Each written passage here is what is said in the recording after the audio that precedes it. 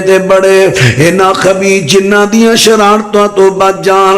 حضرات ان بات تے غور کر دے ڈایا جے، عرض کر لگا اے بڑے عدلی ساڑے دشمن نے، نقصان پہنچان دے نے نقصان۔ ویکھو نا قرآن پاک وچ رب العالمین فرماندے نے سونے پناہ منگو، رب اعوذ بک من حمزات الشیاطین و اعوذ بک رب ان یحضرون۔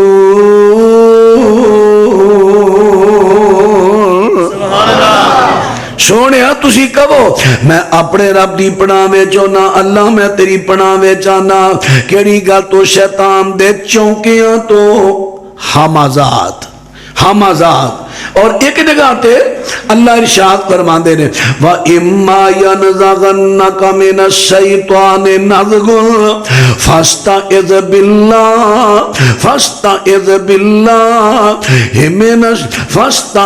بِاللَّهِ إِنَّهُ سَمِيعٌ عَلِيمٌ۔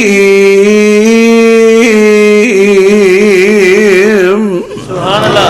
ایک جگہ نزغ لفظ آیا، ایک جگہ حمزات آیا۔ حمزات ہوندہ ہے ہاتھ نال یا کسی چیز نال کسی نو نا چونکا دینا، چونکا دینا یا گلا کوٹ دینا۔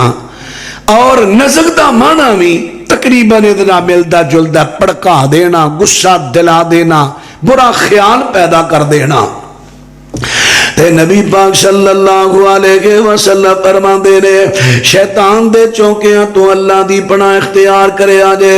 تسل لگا جنہ شیاطین جڑے نے حضرات نال نبی پاک نو اللہ نے